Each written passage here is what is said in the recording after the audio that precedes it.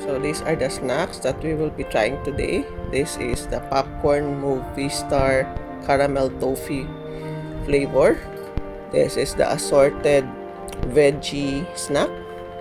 This is Takis guacamole chips. This is the kettle corn whole grain popcorn. And this is Amica chips vegetarian chips. So these are the things we will be trying today. Hi friends, today we're going to do another food review, this time with some snacks that I have right now. So please stay with me as I do my food review for these snacks.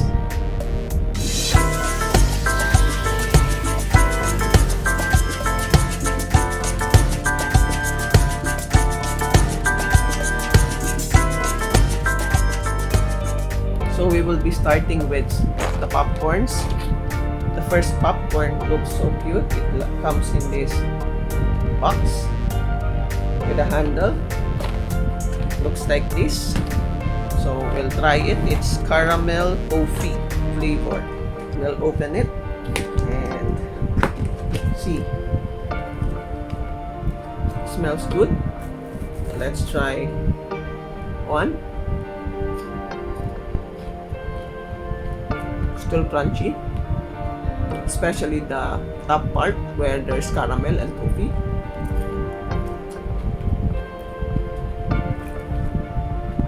It's very light and surprisingly it's not that sweet. You can smell the caramel, you can taste the caramel flavor and also the toffee. So this one is a good popcorn. Next we'll try another popcorn. This time it's from Kettle Corn and this is also salted caramel popcorn.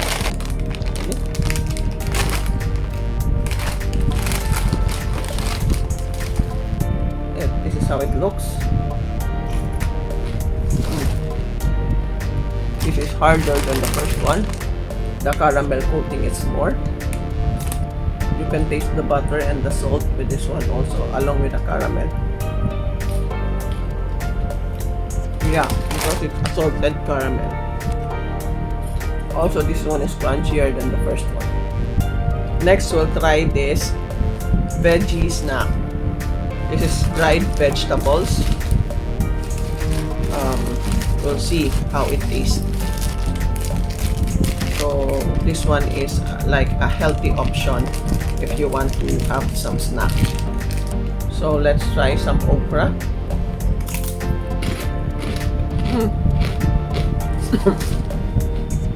It's very crispy and like the original okra or the okras, this has slimy feeling inside. When you bite it to eat, it's crunchy, but the contents inside is slimy.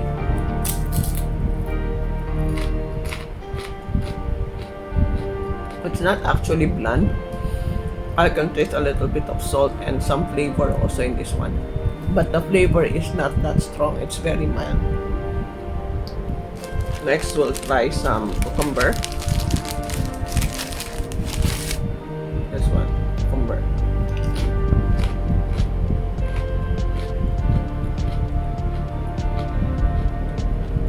That one is very crunchy.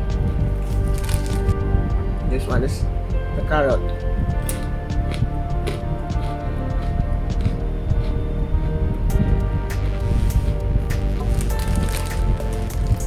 Crunchy also. This one is beetroot. I'm a little bit intrigued with the taste of this one.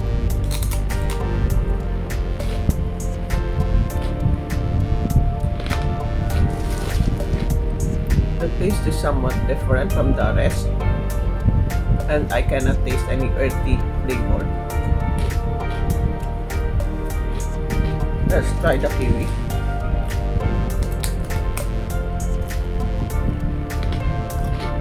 This one is very thick and very crunchy.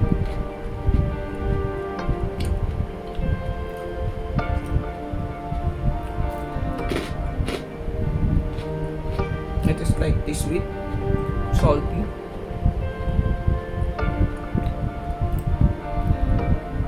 Among all the chips that I have tried now, this is the best tasting one. Next, we'll try these veggie chips from Amica. It's like this.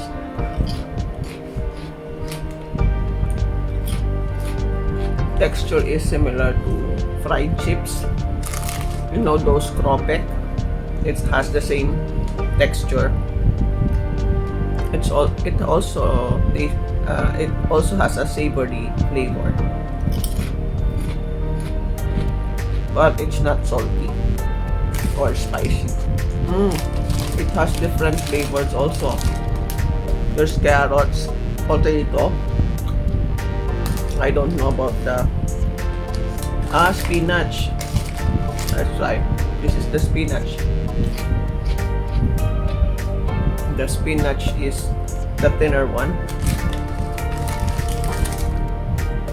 This is also spinach. This one is the carrot.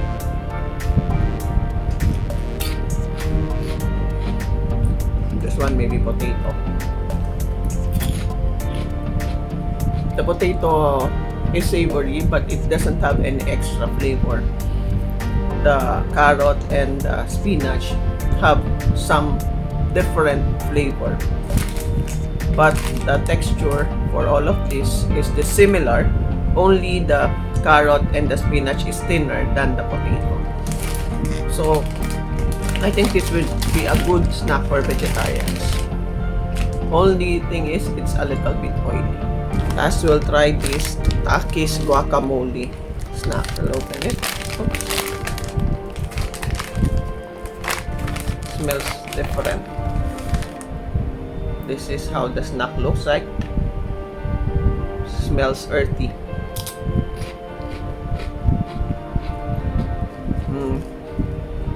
This is guacamole, but the outer, I think, flavor is spicy.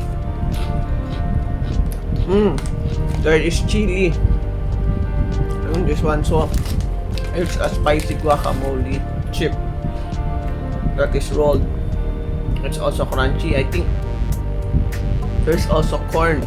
This is a corn tortilla with guacamole and green pepper. The base of the chips is corn chips, but the seasoning they use is guacamole and green pepper. That's why it's spicy. It's also a little bit sour. I don't know why. Maybe to counter the spicy taste of the chips, they added a little bit of sourness or lemon to it. I'll have some more kettle corn just to wash away the spice and the sourness in my tongue. So among all the snacks that I had today, which did I like the best? I like the mixed vegetables, the dried mixed vegetables, especially the kiwi, because I was able to taste different flavors from that one. Sweet, salty, and a little bit sour. And I like the crispiness of the veggies. Actually, most of it didn't have the original taste of the vegetable anymore, but it was all so crunchy and crispy. The only thing that really retained the original flavor is the okra from those mixed veggies. Next, I like the kettle corn because the popcorn is still crunchy and you can taste more flavor of the caramel and the salt in the popcorn. And then I liked also the other popcorn because it's very light compared to the kettle corn. It is also lightly coated with caramel toffee. So I like that also. And the other veggie snacks were good also. But I didn't expect the taste of that guacamole chips to be like that. I was not really able to taste the taste of the guacamole, but just a little bit salt and spice. And also I was able to taste the taste of the corn chips. So if ever you will see this food in the supermarket, don't hesitate to try it because most of it were good. And also the vegetable chips were a revelation to me. So now I know that I could have a healthier alternative whenever I feel like eating some chips.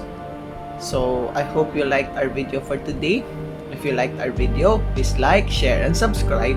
And don't forget to hit that notification bell so that you will be updated whenever I will have a new upload. So until my next video, this has been Lorraine reminding you that God loves you. Bye-bye!